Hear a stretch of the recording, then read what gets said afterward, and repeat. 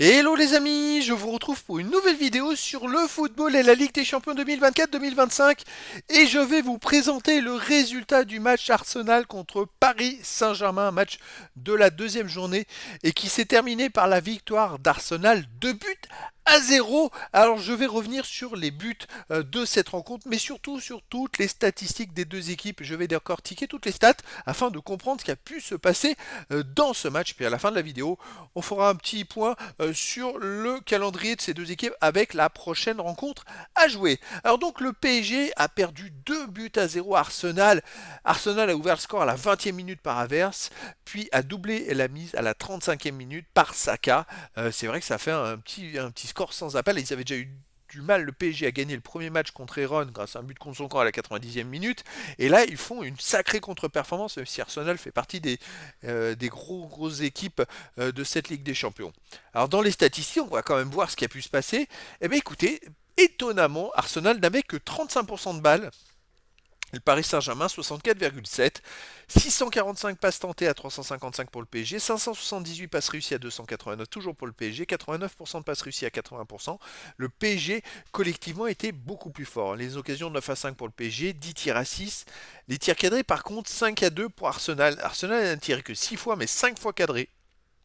Les Parisiens, ils ont tiré beaucoup plus, mais ils ont cadré beaucoup moins. Ça, c'est un gros problème. Les tirs contrés 1-0 pour le PSG, les poteaux 2-0 pour le PSG, qui n'a pas été très en réussite.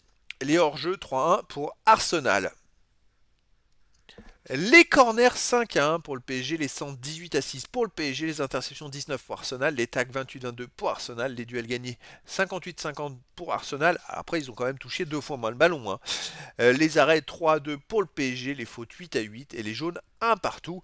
Bref, ce score paraît presque, je dirais, logique parce qu'Arsenal est un gros, mais quand on regarde les statistiques, ça paraît pas si logique que ça. Le PSG n'a pas démérité, ils ont tiré deux fois sur les poteaux, ils ont eu quand même énormément d'occasions de but, ils ont été effectivement plus forts dans le jeu qu'Arsenal, mais Arsenal a mieux défendu les dernières zones, les zones les plus dangereuses sans ballon. Et c'est ce qui a fait la différence entre les deux équipes, ce qui a permis aussi à Arsenal, avec quelques contres, de pouvoir se créer des belles occasions, mais ils ont quand même tiré que 6 fois. C'est très peu. Par contre, 5 fois cadré et 2 buts. Ça, c'est quand même à souligner. Allez, le petit focus, le point sur les prochaines rencontres pour Arsenal. Le prochain match sera le 22 octobre à 21h et Arsenal recevra le Shakhtar Donetsk pour essayer de confirmer. C'est vrai qu'ils viennent de faire un match nul à l'extérieur et puis une belle victoire contre le Paris Saint-Germain. Ça va complètement lancer leur campagne de Ligue des Champions. Le PSG de son côté jouera le 22 octobre à 21h à domicile contre le PSV Eindhoven. Alors je crois que le PSV Eindhoven vient de faire un match nul à domicile, mais voilà, c'est le PSG, il va falloir qu'ils prennent des points parce que là on peut pas se permettre de prendre juste 3 points en deux rencontres quand on est l'un des favoris pour la Ligue des Champions et pour la victoire finale.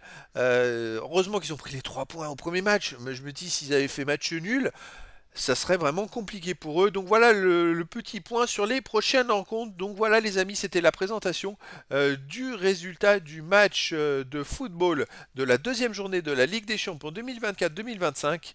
Arsenal contre le Paris Saint-Germain qui a vu la victoire d'Arsenal 2 buts à 0. Voilà les amis, je vous dis à très bientôt pour une nouvelle vidéo.